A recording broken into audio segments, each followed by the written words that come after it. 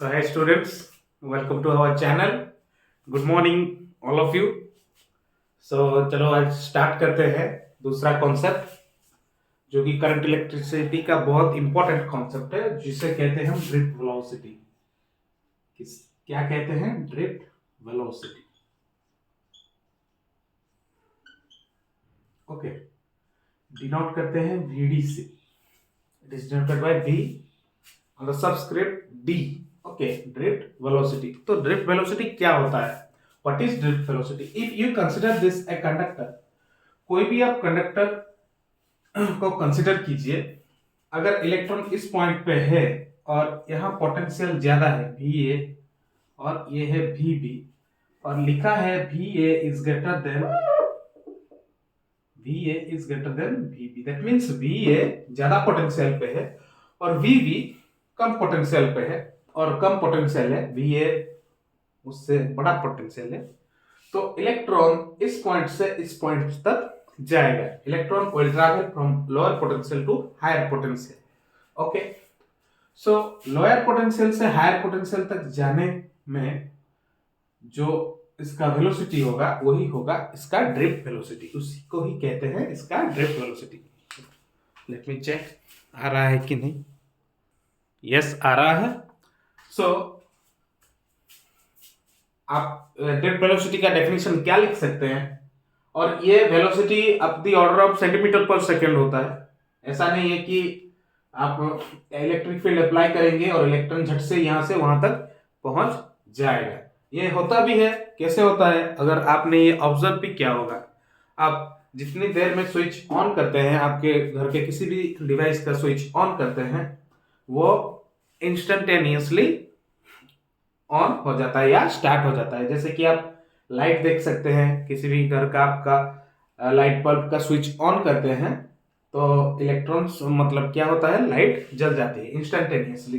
तो कैसे होता है? इलेक्ट्रॉन तो बहुत स्लो जाता है, it is up to the order of 0.1 centimetre per second. ये इसका ऑर्डर होता है। लेकिन फिर भी लाइट की कैसे इंस्टेंटेनियसली जल जाता है? क्योंकि इलेक्ट्रॉन्स इस एंड पे भी हैं, जिस एंड से वो बल्ब स्टार्ट हो रहा है उस एंड से भी इलेक्ट्रॉन्स फ्लो कर रहे हैं। So there are many free electrons inside a conductor. Inside a conductor there are many free electrons. तो आपको जानना है क्या वो उनका ऑर्डर क्या होता है, कितना बड़ा मैग्नीट्यूड होता है उस ऑर्डर का, इलेक्ट्रॉन का ऑर्डर का। अगर आप कोई सा भी एक कंडक्टर ले लेते हैं, just consider copper.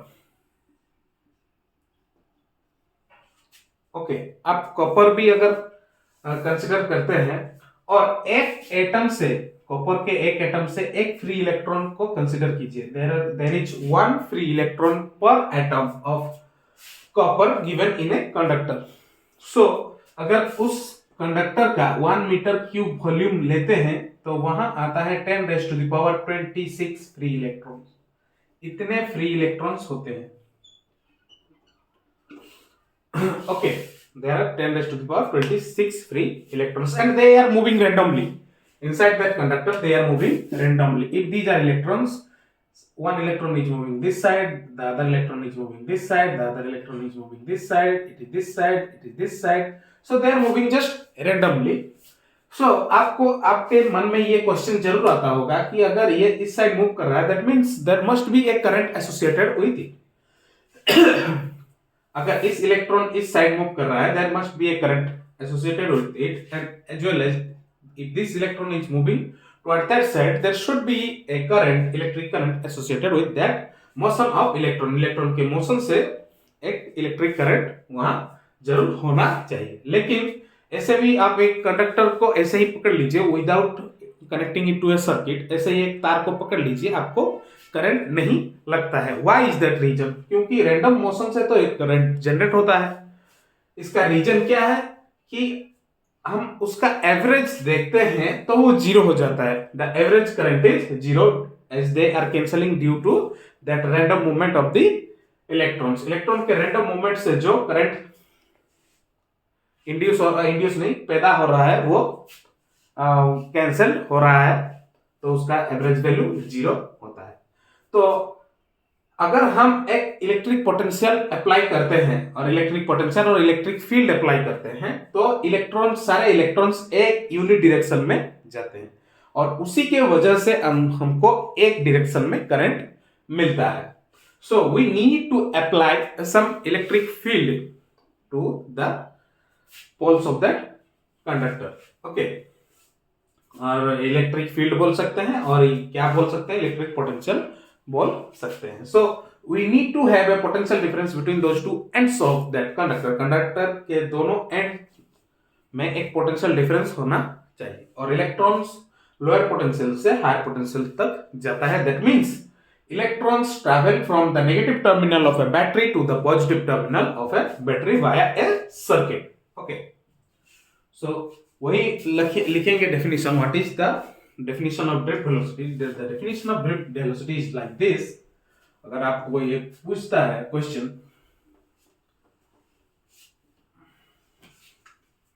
Short question है, ज्यादा बड़ा, लेकिन इसका डेरिवेशन है the velocity with which free electrons inside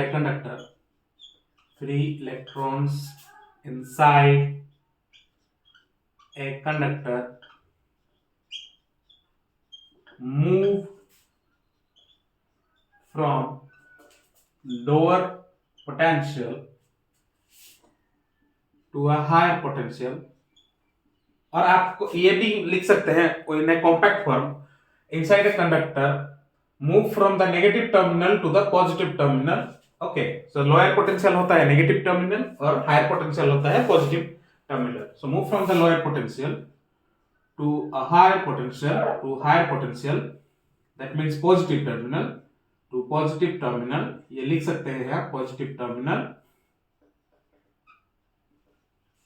under the action of an applied electric field, under the action of an applied electric field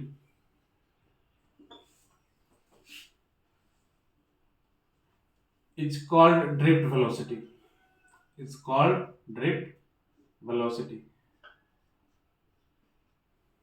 सो इससे क्या होता है, अगर आप मान लेते हैं ये कंडक्टर है, इलेक्ट्रॉन्स यहां से यहां तक जाता है, लेकिन इस साइड में भी एटम्स है, इस साइड में भी एटम्स है, इस साइड में भी एटम्स है, ऐसे एटम्स का अरेंजमेंट हुआ है. Since it is a solid thing, so इसका क्रिस्टल स्ट्रक्चर डेफिनेट है. सो इलेक्ट्रॉन्स इस साइड से इस साइड तक जाता है ड्रिफ्ट करते हुए और यहां से टकराता है.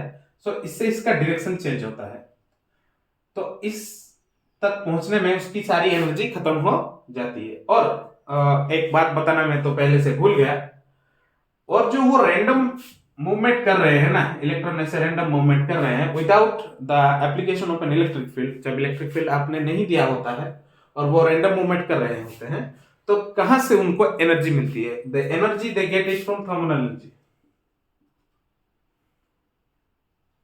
It is thermal energy. Okay, it is thermal energy.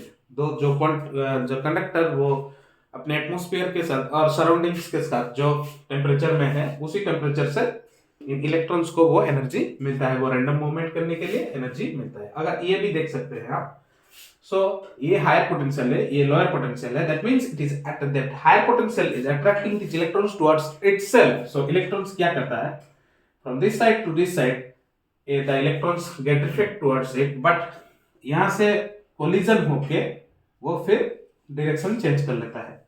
तो डायरेक्शन चेंज करने के लिए उसको फोर्स देना चाहिए. The force is necessary for this and this force is applied और given by this higher potential. तो फिर ये डायरेक्शन चेंज करके यहाँ आता है, फिर यहाँ, तो वो रैंडम मूवमेंट होके वो पहुंचता है हायर पोटेंशियल के पास. This is called drift velocity and it is very small thing. It is of the order of 0.1 centimeter per second. Okay, or even smaller. So it is called drift velocity. So अभी हम क्या करेंगे? We need to find out the expression for this drift velocity. So अभी हम क्या करेंगे? हम drift velocity का expression निकालेंगे. So let us consider. So आप ये हेडिंग लिख दीजिए कि expression for drift velocity, expression for drift velocity.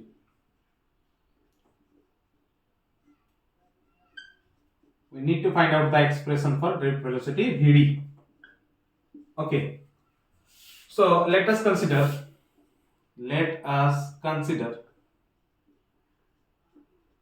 n electrons inside a conductor. कोई सा भी एक कंडक्टर है और उसके अंदर हमने क्या कंसिडर किया है, n electrons. There are n electrons. There may be 1 2 3 4 5 6 many number of electrons. So we are considering n electrons with velocities, उनका initial velocities without the application of electric field. They will randomly moving inside that conductor with velocities u1, u2, u3, u4. आप इसमें vector दे सकते हैं since velocity is a vector quantity, u n respectively. Okay, यह था पहला statement. सो आपको इसके बाद क्या लिखना है, सिंस आप लिखिए since this is a random movement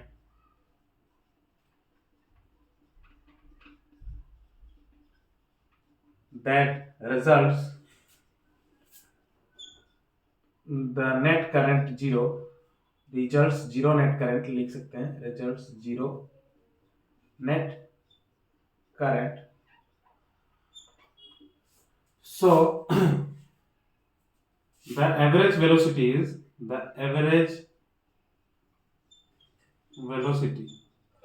what is their average velocity?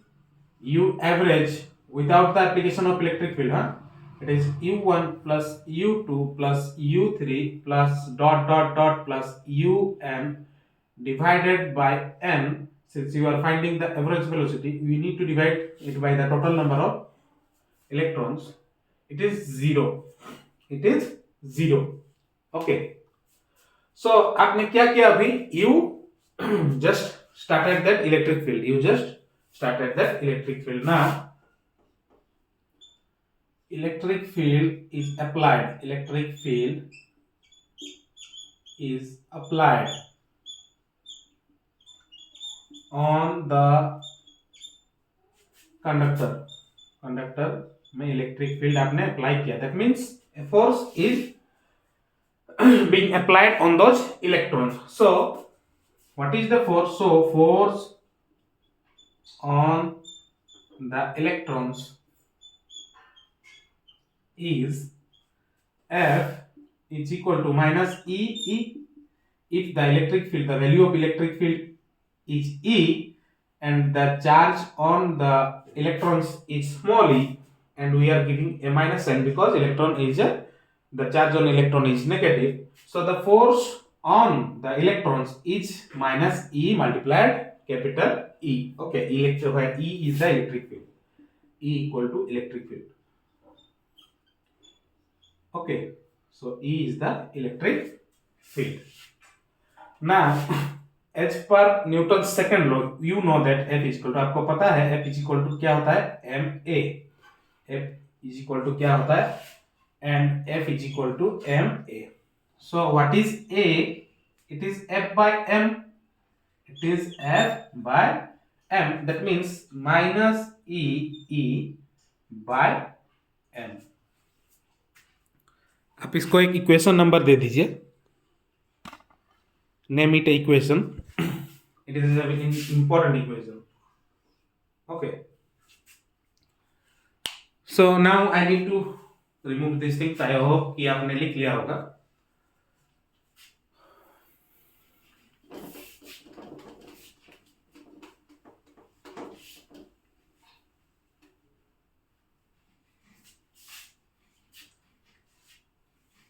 So drift velocity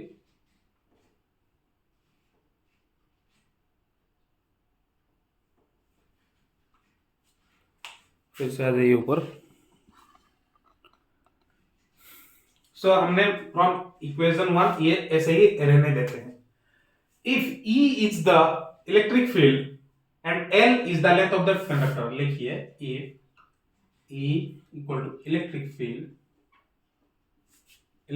field and L is the length of that conductor, is the length of the conductor. So what is the potential difference between the two ends of that conductor? Conductor के दोनों and में potential difference क्या होता है? E is equal to minus V by L.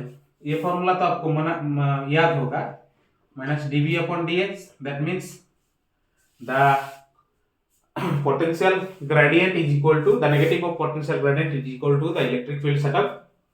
So ये आप लिख सकते हैं. Now replacing this thing in equation 1, replacing E in equation 1. So क्या होता है? A is equal to vector sign दे सकते हैं, माइनस E by M होता था, minus E and the value of is minus V upon L by M. So A is equal to EV by M L. Don't get confused with V. This V is not velocity, this V is potential. Okay, this V is potential difference. It is the potential difference. Don't get confused with this velocity. ये V क्या है? Potential है.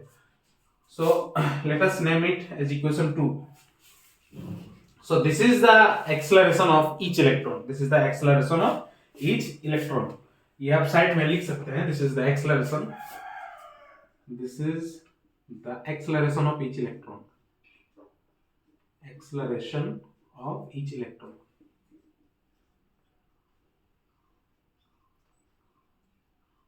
So that means अगर acceleration है तो velocity में change होगा. Initial velocity एक इलेक्ट्रॉन का क्या था? u1 था. एंड आफ्टर दिस इलेक्ट्रॉन और आफ्टर दिस एक्सेलरेशन उसका फाइनल वेलोसिटी क्या हो जाएगा? v हो जाएगा, v1 हो जाएगा. If u1 is the initial velocity of the first electron,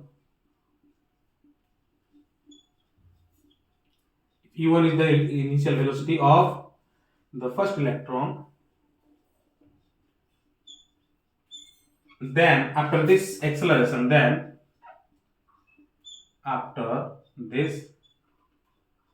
acceleration, let me refill it very quick.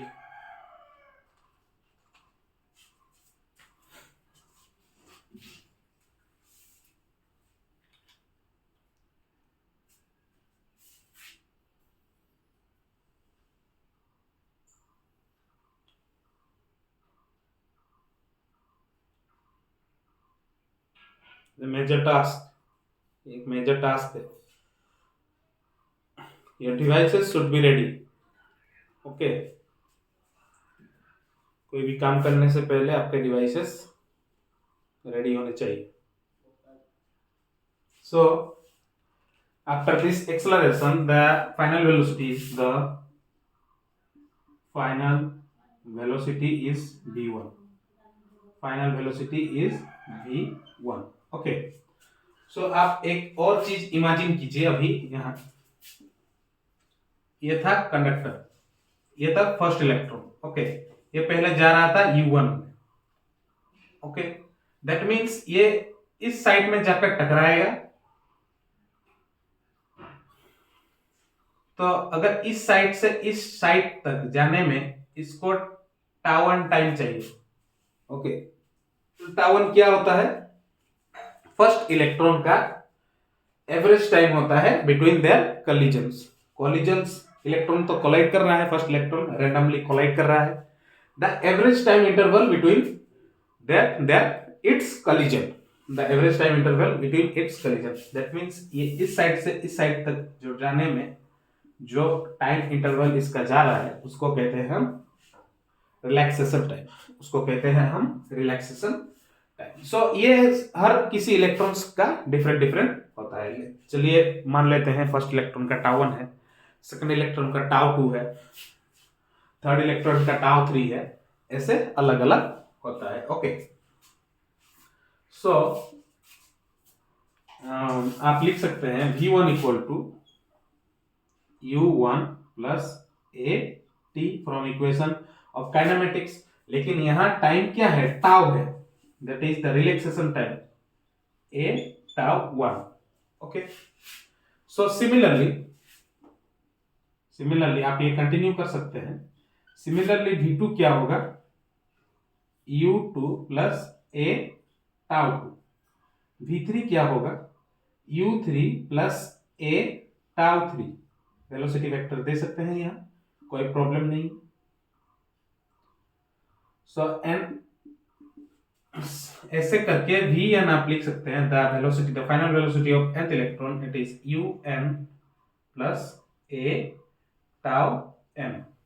So tau n are the relaxation times. Okay, ये electron और पहले साइड से दूसरे साइड तक जाने में कितना टाइम होता है उसको कहते हैं रिलैक्सेशन टाइम। ओके, एंड ये हर किसी इलेक्ट्रॉन्स का डिफरेंट होता है। सो आपको ये सारे इक्वेशन लिख लेना है। अभी हम उसका ड्रिफ्ट वेलोसिटी मतलब इन सबका average, drift velocity is the average of this final velocities. तो आप लिख सकते हैं यहां, so I am rubbing this off. आपको इक्वेशन 1 की जरूरत पड़ेगी, उसको ध्यान में रखिए। सो vd is equal to v1 plus v2 plus v3 plus dot dot dot plus vn. It is the average of all these final velocities.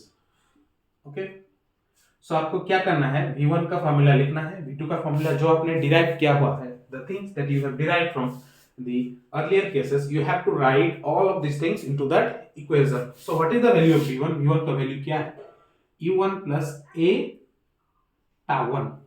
Okay, ऐसे ही u2 plus a tau 2 plus ऐसे ही डॉट डॉट डॉट डॉट करके un plus a tau n divided by n।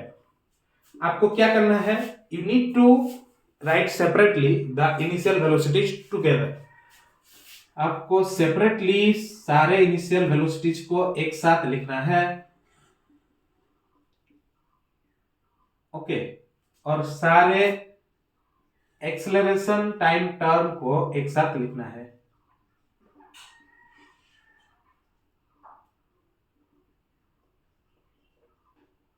Okay, so divided by n divided by n. Take a look back to the equation number. Initial velocities का average क्या होता था, 0। ये होता था 0, पहले से भी आप देख सकते हैं, u1 plus u2 plus u3 divided by n is equal to 0। इस टर्म से आप a को कॉमन ले लीजिए, तो आप a को कॉमन लेते हैं तो tau 1 plus tau 2 plus dot dot dot plus tau n by n। So a tau, let it be a tau, though the average of this relaxation time is a tau. Okay, the average of this relaxation time is tau. So tau is the, where लिख सकते हैं, tau is the average relaxation time of that conductor, average relaxation time. ये सारे conductors के लिए अलग अलग होता है।